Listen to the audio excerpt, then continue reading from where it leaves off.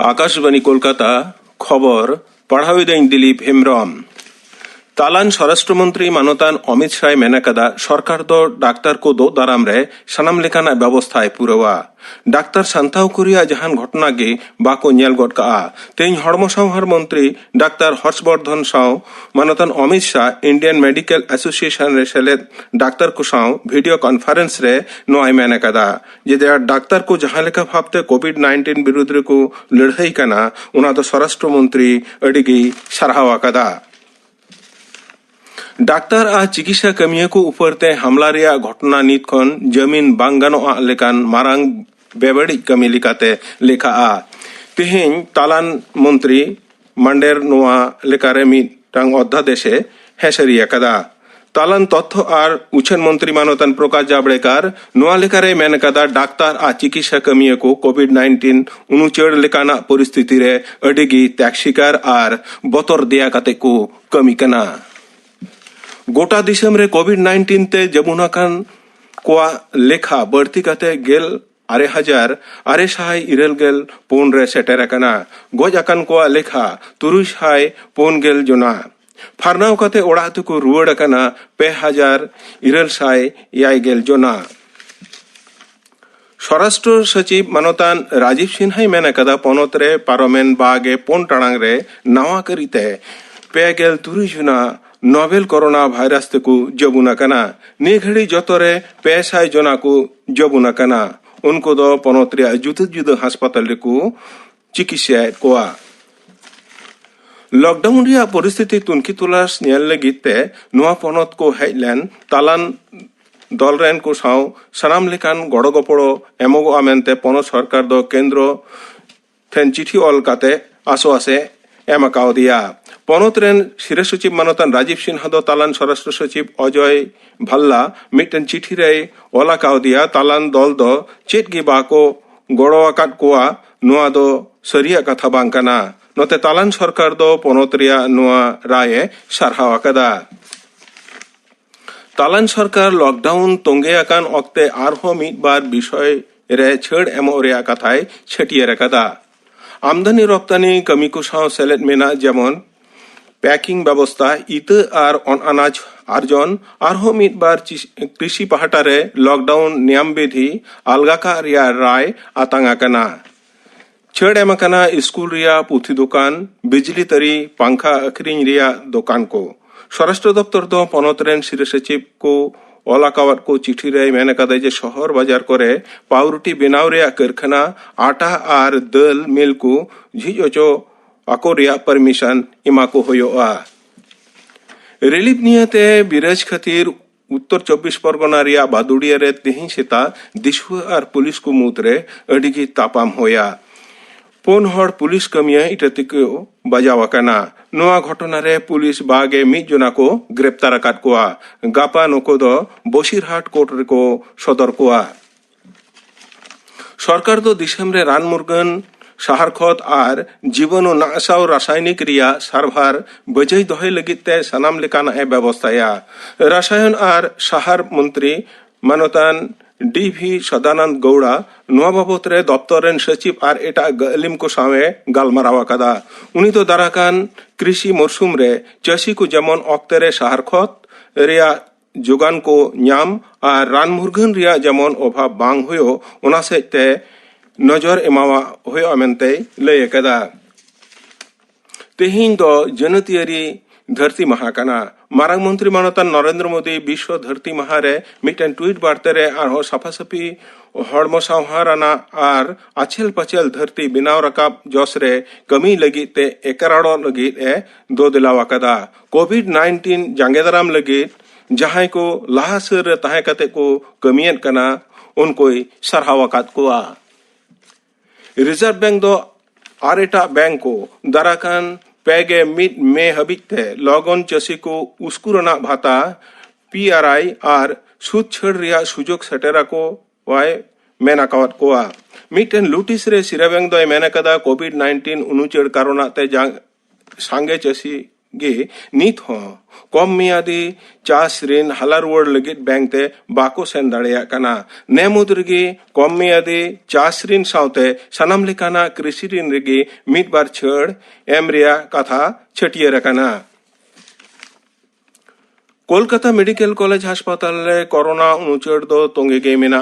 उना medical college रेन आर मिद हड़ कोरोना पॉजिटिव डाक्तार तेहें तिकिन बेलेघाटा आईडी हासपाताल रे को भर्ती अकादिया होलानो ओंडेन आरहो बार हड़ डाक्तार बेलेघाटा रिया आईडी रे को बदली अकाद किना आरजीकोर हासपाताल खन होलानो बार हड़ कोरोना पॉजिटिव रोगी बेलेघाटा आईटी हासपाताल ले भर्ती अकाद किना मेनते हासपाताल नोड बाडाई ᱧᱟᱢ अकाना तिहिया खबर पढ़ाव दो नोंडेगी मुचेदिना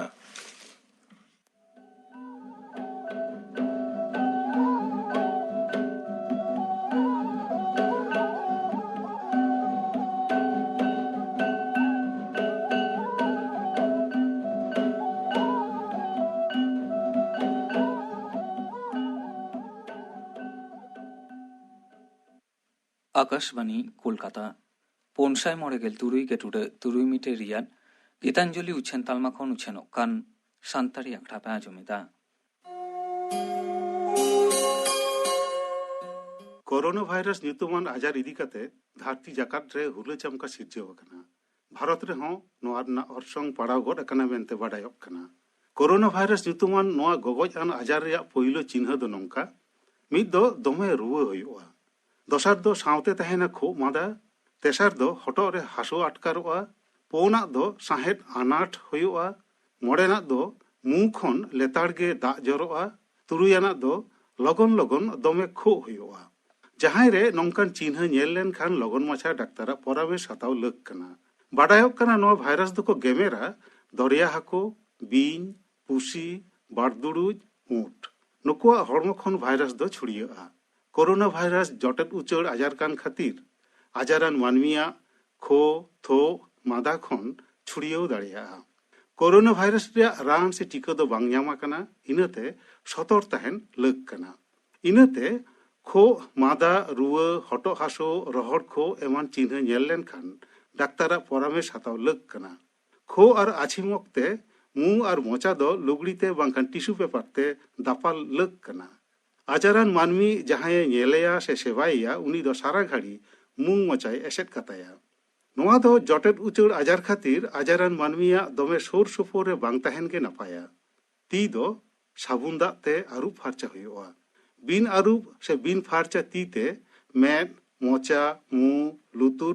जटेट दो बांग गानोआ लयन कथा को मानाव इदी लेखान कोरोना भाइरस छुड़ियो दो नासेना रे टेकाव दाराम गानोआ जतखन मारांग कथा दो लयन चिन्ह को जहां रे नेल लेन खान लगन लगन डाक्तारा परामर्श हताव एकाल गे लागती कना सान्तारी आखड़ा रे नितो आजम ताबन पे अनिल मांडी और साउतेन को पाता सेरें संगेन दिसम पाता होया बोरो बंगादो ताड़मते चालाते जागड़ी गे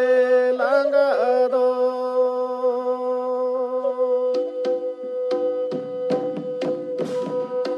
ताड़मते चालाते जागड़ी गे लांगादो संगेन दिसम पाता होया बोरो बंगादो ताड़मते चालाते जागड़ी गे लांगादो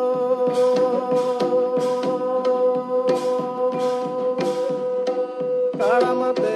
चालाते जागड़ी गे लांगादो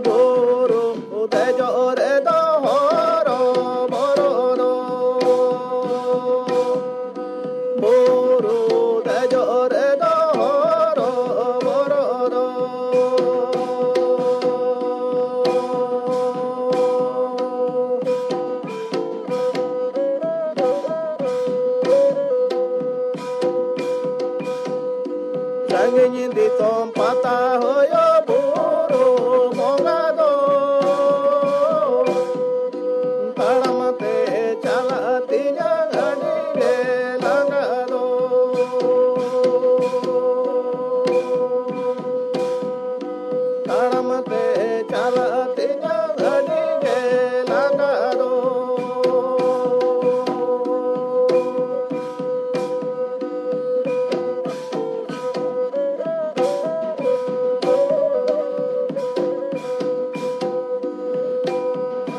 काला रे लाडू तेजा गोचारे गजड़े दादा रे एन गजे गोचला गजड़े दादा रे एन गजे गोचला गजड़े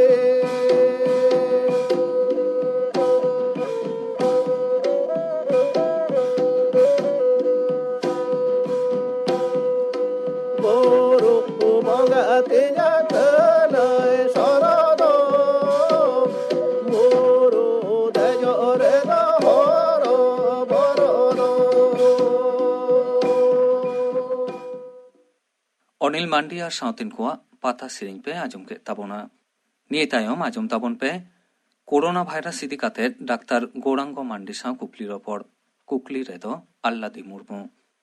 করোনা ভাইরাস ইদি কাতে ডাক্তার বাবুয়া সলা পরামর্শ বনা আজমা নুই ডাক্তার দো ডাক্তার গৌরাঙ্গ মান্ডি ডাক্তার বাবু জোহার जोहार করোনা ভাইরাস মানমি को তালারে লেকারে সেটের হেনা कोरोना वायरस दो मिदम बतरन वायरस कान गया ओना दको लेदा नोवल कोरोना वायरस 2019 खाटो मजाते कोविड-19 नोआ दो चीन दिसम रेया वुहान शहर रेना जमा बाजार खना गे नोआ वायरस दको নোয়া ভাইরাস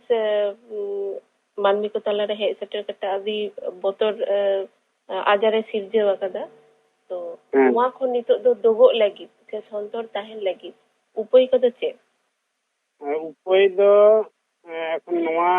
ভাইরাস দো আডি সারিয়ে বতরান কানা আডি লগন খিলে কানা দিশম খানা নিতো দো বাইরে দিশম গোটা ধরতি গে ছিড়িয়ে গো কানা তো ওনা হতে নোয়া বিরুদ্ধে আপনার নিজের বাঞ্চা লাগিতে টেকাও দারাম দো খুবকে জরুরত কানা আর লই কানা দো নোয়া গে যে নোয়া দো ভাইরাস হতেছে ভাইরাস কান হতেছে নিত ধাবি হন নোয়া বিরুদ্ধ জাহানা রান মুরগম দো আউরি ওডং গানোয়া আদো ওনা গে নোয়া ভাইরাস টেকা কাতে ছুড়িয়ে কানা টেকা কাতে বন টেকা দারাম দাড়ে নোয়া টেকা দারাম পান্থা গে যতক্ষণ মারাং কানা নোয়া লাগি চে চে চিকে হি তবনা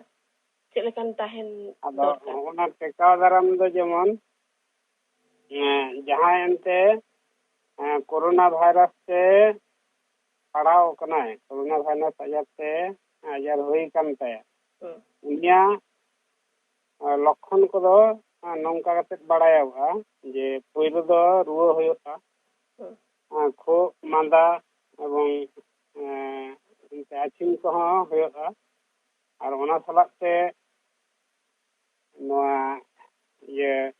साहेब हूँ एटकेटणे बुझे दाड़ा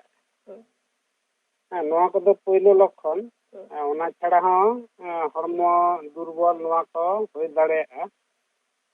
आदो नोआ खन नोआ दो साधारणत खु आचिन तेगे मिद हर ठेन खना आर मिद हर ठेन उचड़ो आरकी माने हयते अंततो 1 मीटर सागिन भाबी नई दे छुड़ियो दाड़े आदो ओना हतेते जहां पड़ाव कान उनकान हर ठेन खन दो आबो दो सहारा बन ताहा कम करे अंतत 1 मीटर सागिन रे माने की तबा पेमोका सागिन उनकान सागिन रे सहारा बन ताहाना और मु मेद दो मु मोचा दो नोआ मास्क जहाँ मास्क लेगा आरती बाजार में किरीन के जामुक कना और बांखान अंतत रुमाल लेकना किचलिक तहाँ मु मोचा दबन दापाल कताबन ना फारचा किचलिक ते हाँ फारचा किचलिक ते फारचा तो अवश्य ये मु मोचा बन दापाल तबना और ती को हाँ साबुन दाग तबन आरुप फारचा मोटामुटी 20 सेकेंड धरे अंतत आरुप हुए ᱮᱸᱰᱮᱠᱷᱟन ᱡᱩᱫᱤ ᱛᱤ ᱠᱚᱨᱮ ᱦᱚᱸ ᱱᱚᱣᱟ ᱡᱟᱯᱟᱜ ᱛᱟᱦᱮᱱᱟᱭ ᱟᱨᱠᱤ ᱮᱸᱰᱮᱠᱷᱟन ᱱᱚᱣᱟ ᱫᱚ ᱜᱩᱡᱩᱜᱼᱟᱭ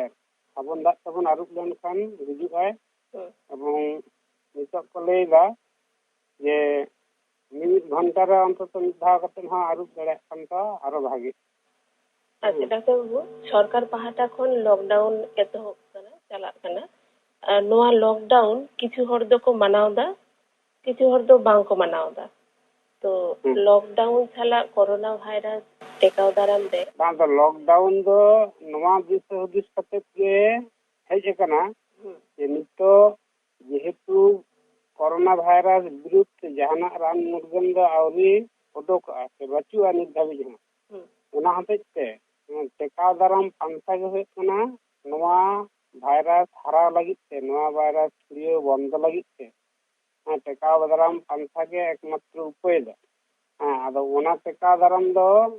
ᱵᱟᱝᱵᱚᱱ ᱠᱚᱨᱟᱣ ᱫᱟᱲᱮᱭᱟᱜ ᱠᱷᱟᱱ ᱛᱟᱦᱞᱮ ᱠᱷᱟᱱ ᱫᱚ ᱟᱵᱚ ᱵᱷᱤᱛᱟᱹᱨ ᱨᱮ ᱟᱹᱰᱤ ᱵᱚᱛᱚᱨ ᱨᱮᱭᱟᱜ ᱠᱟᱨᱚᱱ ᱢᱮᱱᱟᱜᱼᱟ ᱡᱤᱣᱤ ᱱᱟᱥᱟᱣ ᱨᱮᱭᱟᱜ ᱟᱫᱚ ᱱᱚᱣᱟ ᱞᱚᱠᱰᱟউᱱ ᱫᱚ ᱪᱮᱫ ᱞᱮᱠᱟ উদ্দেশ্য ᱫᱚ ᱱᱤᱭᱟᱹᱜᱮ ᱡᱮ ᱢᱟᱹᱱᱢᱤ ᱟᱨ ᱢᱟᱹᱱᱢᱤ ᱛᱟᱞᱟᱨᱮ ᱟᱞᱚᱠᱤᱱ যোগাযোগ যাতে বিচ্ছিন্নᱚᱜ ᱢᱟ যোগাযোগ যাতে বন্ধ গাᱱᱚᱜ ᱢᱟ ᱟᱫᱚ ᱚᱱᱟ ᱫᱚ ᱱᱚᱝᱠᱟ ᱠᱟᱛᱮ ᱠᱚ ᱠᱚᱨᱟᱣ ᱟᱠᱟᱫᱟ ᱡᱮ ᱚᱲᱟᱜ ᱠᱷᱚᱱ ᱟᱞᱚᱵᱚᱱ ᱩᱰᱩᱝᱚᱜ ᱢᱟ ᱛᱟᱨᱯᱚর ᱡᱷᱚᱛᱚ ᱨᱚᱠᱚᱢ যোগাযোগ ব্যবস্থা বন্ধ তাহান যোগাযোগ ব্যবস্থা মানে উড়োজাহাজ ᱠᱷᱚᱱ ᱮᱦᱚᱵ ᱠᱟᱛᱮ রেল বাস গাড়ি ঘোড়া ᱡᱷᱚᱛᱚ ᱜᱮ বন্ধ ᱠᱟᱫᱟ ᱠᱚ ᱡᱟᱛᱮ ᱟᱯᱟᱱ ᱟᱹᱯᱤᱱ ᱢᱤᱫ ᱡᱟᱭᱜᱟ ᱠᱷᱚᱱ ᱟᱨ ᱢᱤᱫ ᱡᱟᱭᱜᱟ ᱟᱞᱚᱵᱚᱱ ᱪᱟᱞᱟᱣ ᱫᱟᱲᱮᱭᱟᱜ ᱢᱟ ᱮᱴᱟᱜ ᱦᱚᱲ ᱥᱟᱞᱟᱜ যোগাযোগ ᱥᱮ ᱩᱱᱤᱭᱟᱜ ᱥᱚᱝᱥᱯᱚᱨᱥ ᱨᱮ ᱟᱞᱚᱵᱚᱱ ᱦᱮᱡ ᱫᱟᱲᱮᱭᱟᱜ ᱢᱟ ᱚᱱᱟ ᱠᱷᱟᱹᱛᱤᱨ ᱛᱮ ᱡᱷᱚᱛᱚ ᱨᱚᱠᱚᱢ যোগাযোগ ব্যবস্থা ᱠᱚ বন্ধ আরো ᱱᱚᱣᱟ ᱠᱚᱞ ᱠᱟᱨᱠᱷᱟনা স্কুল কলেজ কিছু অফিস কোর্ট কাছারি এমনকি হাট বাজার ᱨᱮᱦᱚᱸ বন্ধ ᱫᱚᱦᱚ ᱦᱩᱭ ᱟᱠᱟᱱᱟ ᱪᱮᱫᱟᱜ ᱵᱟᱝᱢᱟ ᱵᱟᱝ ᱵᱚᱱᱫᱚ ᱞᱮᱠᱷᱟᱱ ᱛᱚ ᱦᱚᱲ ᱠᱚ ᱦᱮᱡ ᱥᱮᱱᱚᱜ ᱜᱮᱭᱟ ᱛᱚ ᱟᱨᱦᱚᱸ ᱟᱹᱰᱤ ᱦᱚᱲ ᱢᱤᱫ ᱡᱟᱭᱜᱟ ᱨᱮ ᱡᱟᱣᱨᱟᱜ ᱦᱚᱸ ᱵᱟᱨᱚᱱ ᱦᱮᱱᱟᱜ উদ্দেশ্য ᱫᱚ ᱱᱤᱭᱟᱹᱜᱮ ᱫᱤᱥᱟᱹ ᱦᱩᱫᱤᱥ ᱫᱚ ᱱᱤᱭᱟᱹᱜᱮ ᱡᱮ ᱟᱵᱚ ᱚᱠᱚᱭᱟᱜ ᱦᱩᱭ ᱟᱠᱟᱱᱟ ᱵᱟᱝ ᱦᱩᱭ ᱟᱠᱟᱱᱟ ᱞᱟᱦᱟ ᱠᱷᱚᱱ ᱫᱚ ᱵᱟᱵᱚᱱ ᱵᱟᱲᱟᱭ ᱫᱟᱲᱮᱭᱟᱜ ᱠᱟᱱᱟ ᱚᱱᱟ ᱦᱚᱛᱮᱡ ᱛᱮ ᱡᱟᱛᱮ ᱠᱳᱨᱳᱱᱟ ᱵᱷᱟᱭᱨᱟᱥ ᱫᱚ ᱢᱟᱹᱱᱢᱤ ᱟᱨ ᱢᱟᱹᱱᱢᱤ ᱛᱟᱞᱟ ᱨᱮᱜᱮ ᱪᱷᱩᱲᱭᱟᱹᱜ ᱠᱟᱱᱟ ᱢᱤᱫᱴᱟᱝ ᱢᱟᱹᱱᱢᱤ ᱠᱷᱚᱱᱟᱜ ᱟᱨ ᱢᱤᱫᱴᱟᱝ ᱢᱟᱹᱱᱢᱤ ᱨᱮ ᱚᱱᱟ ᱦᱚᱛᱮᱡ ᱛᱮ ᱚᱱᱟ যোগাযোগ বন্ধ ᱞᱮᱠᱷᱟᱱ তাহলে খান ᱫᱚ ᱩᱱᱤ ᱠᱳᱨᱳᱱᱟ ᱵᱷᱟᱭᱨᱟᱥ ᱟᱵᱚ ᱵᱟᱵᱚᱱ ছড়িয়ে হতে দাঁড়ায় নয়া হতেজ তে নয়া লকডাউন সিস্টেম ᱫᱚ 23 মার্চ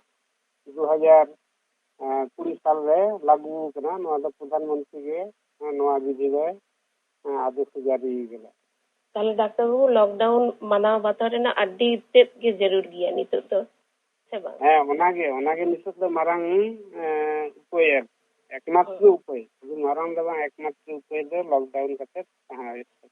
মানাও ᱦᱩᱭᱩᱜ ᱛᱟᱵᱚᱱᱟ ডাক্তার বাবু মুচাᱹᱫ ᱨᱮ ᱦᱚᱲ ᱦᱚᱯᱚᱱ ᱠᱚ ᱪᱮᱸᱜᱷᱟᱣᱱᱟ ᱞᱟᱹᱜᱤᱫ ᱟᱢᱟᱜ ᱥᱟᱸᱫᱮᱥ ᱟᱫᱚ ᱥᱟᱱᱟᱢ ᱦᱚᱲ ᱴᱷᱮᱱ ᱱᱤᱭᱟᱹᱜᱮ ᱥᱟᱸᱫᱮᱥ ᱛᱟᱦᱮᱱᱟ ᱠᱳᱨᱳᱱᱟ ᱵᱷᱟᱭᱨᱟᱥ ᱟᱡᱟᱨ ᱴᱮᱠᱟᱣ ᱫᱟᱨᱟᱢ ᱞᱟᱹᱜᱤᱫ ᱛᱮ ᱡᱮ ᱟᱞᱚᱵᱚᱱ ᱵᱚᱛᱚᱨᱚᱜ ᱢᱟ ᱥᱮ ᱮᱴᱟᱜ ᱠᱚᱦᱚᱸ ᱟᱞᱚᱵᱚᱱ ᱵᱚᱛᱚᱨ ᱦᱚᱪᱚ ᱠᱚᱢᱟ ᱟᱨ ᱚᱲᱟᱜ ᱨᱮᱜᱮ ᱵᱚᱱ ᱛᱟᱦᱮᱱ ᱢᱟ ᱵᱟᱦᱨᱮ ᱫᱚ ᱟᱞᱚᱵᱚᱱ ᱩᱰᱩᱝᱚᱜᱼᱟ ᱱᱤᱭᱚᱢ ᱨᱮᱵᱚᱱ ᱛᱟᱦᱮᱱ ᱢᱟ ᱟᱨ ᱮᱸᱰᱮᱠᱷᱟᱱ ᱜᱮ ᱟᱵᱚ ᱠᱳᱨᱳᱱᱟ ᱵᱷᱟᱭᱨᱟᱥ ᱨᱮᱭᱟᱜ ᱡᱟᱦᱟᱸ ᱪᱷᱩᱲᱭᱟᱹᱣ ᱨᱮᱭᱟᱜ ᱥᱚᱢᱵᱷᱚᱵᱚᱱᱟ ᱚᱱᱟ ᱫᱚ ᱵᱚᱱᱫᱚᱜᱼᱟ ᱟᱨ ᱱᱚᱝᱠᱟ ᱠᱟᱛᱮ ᱢᱟᱱᱟᱣ ᱤᱫᱤ ᱞᱮᱠᱷᱟᱱ ᱵᱚᱱ ᱛᱟᱦᱞᱮ ᱟᱵᱚ ᱢᱩᱫᱽ ᱨᱮᱦᱚᱸ ᱠᱳᱨᱳᱱᱟ ᱵᱷᱟᱭᱨᱟᱥ ᱵᱟᱭ ᱮᱴᱮᱠ ᱫᱟᱲᱮᱭᱟᱵᱚᱱᱟ এবং নৌকা কাছে আবো হ্যাঁ বাঞ্চাও বন তাহেনা আর দাঁড়িয়ে খান বন নোয়া বিরুদ্ধে সরকার পাহাটা খানা প্রধানমন্ত্রী এবং মুখ্যমন্ত্রী ত্রাণ তহবিল হ্যাঁ টাকা এম কাতে সরকার বন গড়ে করতে ᱟᱹᱰᱤ ᱟᱹᱰᱤ ᱥᱟᱨᱦᱟᱣ ᱰᱟক্তার ᱵᱟᱵᱩ ᱟᱢᱟᱜ ᱱᱚᱣᱟ ᱠᱟᱛᱷᱟ ᱠᱚ ᱥᱟᱱᱟᱢ ᱢᱟᱹᱱᱢᱤ ᱠᱚ ᱟᱸᱡᱚᱢ ᱢᱟᱠᱚ ᱟᱨ ᱟᱠᱚ ᱦᱚᱸ ᱵᱮᱥ ᱠᱚ ᱛᱟᱦᱮᱱ ᱢᱟ ᱡᱷᱚᱛᱚ ᱦᱚᱲ ᱵᱮᱥ ᱵᱚᱱ ᱛᱟᱦᱮᱱ ᱢᱟ ᱱᱚᱣᱟ ᱟᱥᱟ ᱠᱟᱛᱮ ᱜᱮ ᱰᱟক্তার ᱵᱟᱵᱩ ᱟᱹᱰᱤ ᱥᱟᱨᱦᱟᱣ ᱡᱚᱦᱟᱨ ᱠᱳᱨᱳᱱᱟ ᱵᱷᱟᱭᱨᱟᱥ ᱤᱫᱤ ᱠᱟᱛᱮ ᱰᱟᱠᱛᱟᱨ ᱜᱳᱨᱟᱝᱜᱚ ᱢᱟᱱᱰᱤ ᱥᱟᱶ ᱠᱩᱠᱞᱤ ᱨᱚᱯᱚᱲ ᱯᱮ ᱟᱸᱡᱚᱢ ᱠᱮᱫ ᱛᱟᱵᱚᱱᱟ ᱠᱩᱠᱞᱤ ᱨᱮᱫᱚᱭ ᱛᱟᱦᱮᱸ ᱠᱟᱱᱟ ᱟᱞᱞᱟᱫᱤ ᱢᱩᱨᱢᱩ ᱛᱮᱦᱮᱧᱟᱜ ᱟᱠᱷᱲᱟ ᱨᱮᱭᱟᱜ ᱢᱩᱪᱟᱹᱫ ᱨᱮᱫᱚ ᱠᱩᱱᱟᱹᱢᱤ ᱥᱚᱨᱮᱱ ᱟᱨ ᱥᱟᱶᱛᱮᱱ ᱠᱚᱣᱟᱜ ᱞᱟᱜᱽᱲᱮ ᱥᱮᱨᱮᱧ ᱵᱚᱱ ᱟᱸᱡᱚᱢ ᱜᱚᱫ ᱞᱮᱜᱮ।